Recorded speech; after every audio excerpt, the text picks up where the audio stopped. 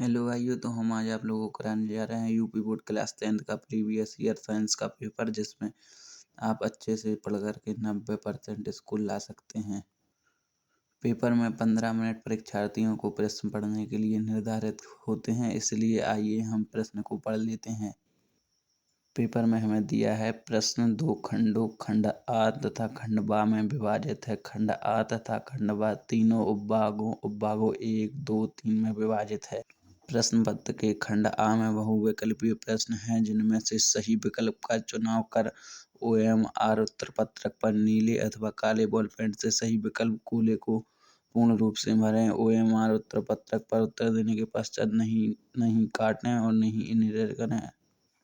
खंड आ में बहुविकल्पीय प्रश्न हेतु प्रत्येक प्रश्न के लिए 1 अंक निर्धारित है। खंड बा में वर्णनात्मक प्रश्न है, प्रत्येक प्रश्न के सम्मुख उनके निर्धारित अंक दिए गए हैं। खंड बा के प्रत्येक उपभाग के सभी प्रश्न एक साथ करना आवश्यक है। प्रत्येक उपभाग नए प्रश्न से प्रारंभ किया जाए, सभी प्रश्न करना अनिवार्य है। तो हम पेपर का नोट्स पढ़ चुके हैं, चलो अब पेपर को आगे बढ़ाते हैं। पेपर में प्रश्न दोनों भाषाओं में दिए होते हैं, इंग्लिश तथा हिंदी में। आपको जो सही लगे आपको वो करना पड़ता है। प्रश्न में हमें पूछा गया है, किसी अवतल दर्पण पर आपतित प्रकाश किरण दर्पण से परावर्तन के उपरांत अपने ही मार्ग से वापस आ जाती है। यह किरण मुख्य अक्ष का प्रतिच्छेदन करती है, तो इसके लिए राइट आंसर हो जाए वक्रता केंद्र।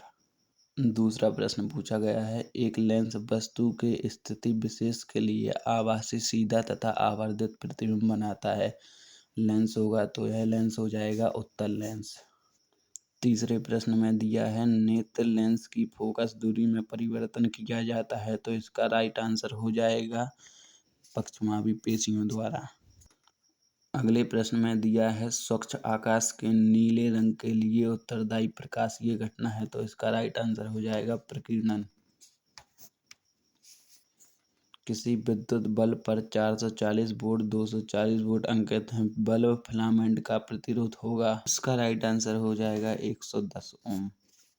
अगले प्रश्न में दिया है, विद्युत परिपथ में प्रयुक्त होने वाले कुछ अवयवों के संकेत चिन्ह स्तंभ ए में दिए गए हैं, स्तंभ बी में दिए गए नामों से सुमेलन कर सही विकल्प का चयन कीजिए, इसका राइट आंसर हो जाएगा ए।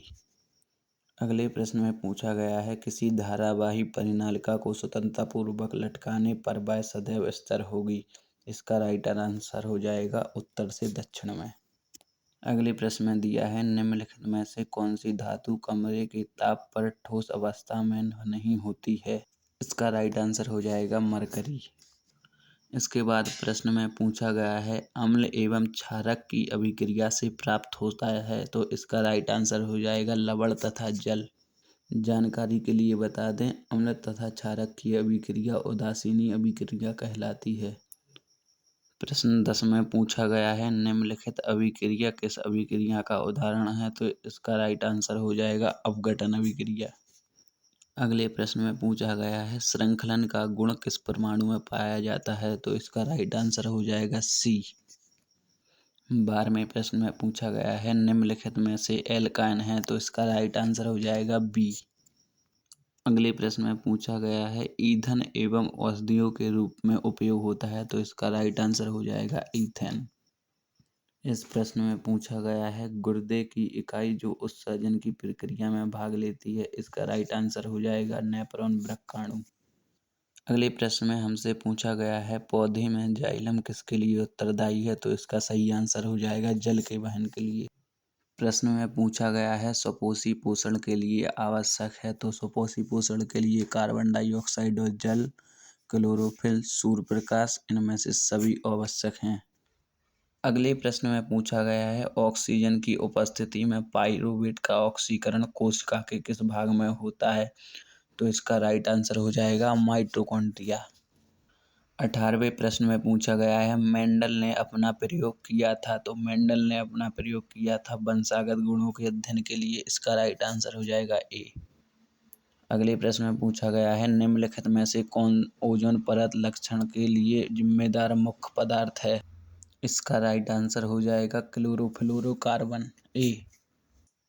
अगले प्रश्न में पूछा गया है निम्नलिखित में से कौन आहार श्रृंखला का निर्माण करते हैं। तो इसका राइट आंसर हो जाएगा बी,